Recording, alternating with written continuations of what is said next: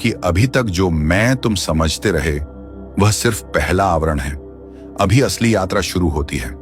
अब हम उस शरीर की ओर आते हैं जिसे तुम आईने में देखते हो, जिसे तुम सजाते हो, जिसे तुम सुरक्षित रखने की कोशिश करते हो, लेकिन जिसे तुम मैं समझने की सबसे बड़ी भूल करते हो। योग, उपनिषद और वेदांत तीनों कहते हैं स्थूल शरीर सिर्फ पहला आवरण है। इसे संस्कृत में कहते हैं अन्नमय कोश, अर्थात भोजन से बना शरीर। तुम जो खाते हो वही तुम बनते हो। मांस, रक्त, अस्थियां, त्वचा सब उस अन्न की प्रक्रिया से ही निर्मित है। तुम्हारे शरीर की हर कोशिका कभी भोजन थी, फिर वो ऊर्जा बनी और फिर शरीर का हिस्सा बनी। पर सोचो, यदि शरीर भोजन से बना है तो क्या तुम्हारा स्वयं भी भोजन से बना है? क्या चेतना दाल, चावल, पानी और हवा से जन्म लेती है? यहां से भ्रम टूटता है। स्थूल शरीर उपकरण है, जैसे किसी साधन से कार्य किया जाता है।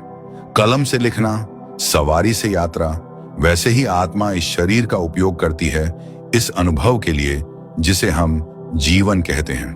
और ध्यान रखना, यही शरीर मृत्यु के समय सबसे पहले गिरता है। लोग रोते हैं, कपड़े बदलते हैं, लाश को जलाया जाता है या दफनाया जाता है, लेकिन तुम्हारा अस्तित्व नहीं जलता, न दफन होता है। यह सिर्फ वस्त्र परिवर्तन है। गर्भ उपनिषद कहता है, जैसे मनुष्य पुराने वस्त्र छोड़ देता है, वैसे ही आत्मा पुराने शरीर त्याग देती है।